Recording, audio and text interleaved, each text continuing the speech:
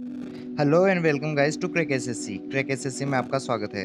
आज का हमारा टॉपिक है प्रागैतिहासिक काल। आज हम प्रागैतिहासिक काल के बारे में अध्ययन करने वाले हैं। अगर आपने हमारी पहली वीडियो जिसमें हमने प्राचीन भारतीय इतिहास के स्रोत कवर किए हैं वो नहीं देखी हो तो डिस्क्रिप्शन में लिंक है, प्लीज़ उसे भी देखें। अगर आपने हमारे चैनल को अभी तक सब्सक्राइब नहीं किया तो सब्सक्राइब करें और लाइक करें। तो चलिए शुरू करते हैं। हमारी आज की इस वीडियो में हम प्रागैतिहासिक काल को कवर करेंगे।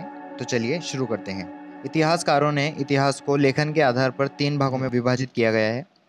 पहला भाग है प्रागैतिहासिक काल, दूसरा भाग है आधे ऐतिहासिक काल और तीसरा भाग है ऐतिहासिक काल। प्रागैतिहासिक काल वह काल था जब मानव लिखना नहीं जानता था, अर्थात हमारे पास लेखन कला नहीं थी।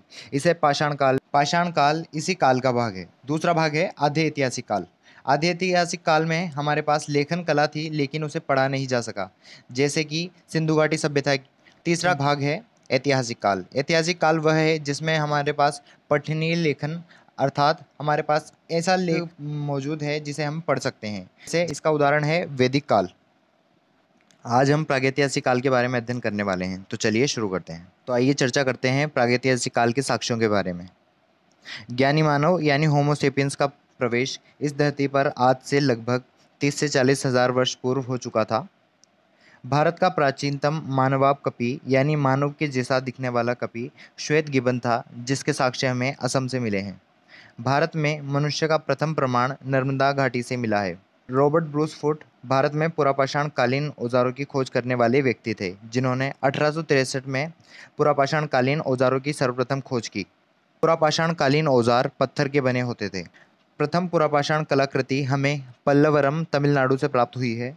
भारत का प्राचीनतम नगर मोहनजोदड़ो है, जिसका सिंधी भाषा में अर्थ है मृतकों का टीला। प्रागैतिहासिक काल या पाषाण काल को 3 भागों में वर्गीकृत किया गया है। पहला भाग है पुरापाषाण काल, दूसरा भाग है मध्यपाषाण काल तथा तीसरा भाग है नवपाषाण काल।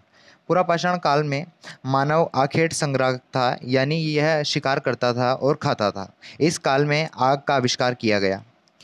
नवपाषाण काल में पहिए का आविष्कार हुआ तथा कृषि का आविष्कार हुआ। इस काल में मानव स्थायी जीवन जीने लगा, अर्थात घर बनाकर अपना स्थायी निवास करने लगा। पशुपालन प्रारंभ हुआ तथा कुत्ते को प्रथम पालतू जानवर बनाया गया।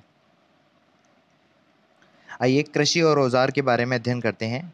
कृषि का आविष्कार नवपाषाण काल में हुआ तथा औजार यहाँ तांबे के औजार प्रयोग में लाए जाते थे। पहला औजार था कुल्हाड़ी, जिसका मानव ने सर्वप्रथम प्रयोग किया। इसके साक्ष्य हमें अतिरम पक्कम तमिलनाडु से प्राप्त हुए हैं। प्रथम फसल गेहूं और जौ थी तथा इसके साक्ष्य हमें मेहरगढ़ पश्चिमी बलूचिस्तान से प्राप्त हुए हैं। अन्य फसलें थी चावल, जिसके साक्ष्य हमें कोल्डी हवा उत्तर प्रदेश से प्राप्त हुए हैं। चावल पहला खाद्यान्न था, अर्थात अनाज के रूप में मानव ने सबसे पहले चावल का प्रयोग किया। आइए बात करते हैं बर्तनों के आधार पर प्राचीन संस्कृतियों की या पूर्व हड़प्पा स्थलों की। तो संस्कृति थी मालवा संस्कृति, यहाँ पर हमें काले तथा लाल बर्तन प्राप्त हुए हैं। बुर्जहोम संस्कृति, यहाँ से हमें धूसर रंग के बर्तन प्राप्त हुए हैं। जोखे संस्कृति, यहाँ से हमें लाल मृदभांड प्राप्त हुए हैं।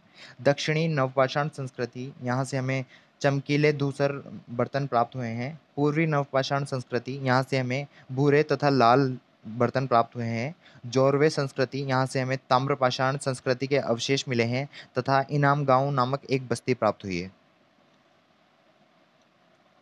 नोट: भारतीय नागरिक सेवा के अधिकारी रिजले प्रथम व्यक्ति थे जिन्होंने प्रथम बार वैज्ञानिक आधार पर भारत की जनसंख्या का प्रजातीय विभेदीकरण किया। अर्थात रिजले भारतीय नागरिक सेवा के अधिकारी थे जिन्होंने प्रथम बार वैज्ञानिक आधार पर भारत की जनसंख्या का प्रजातीय वर्गीकरण किया।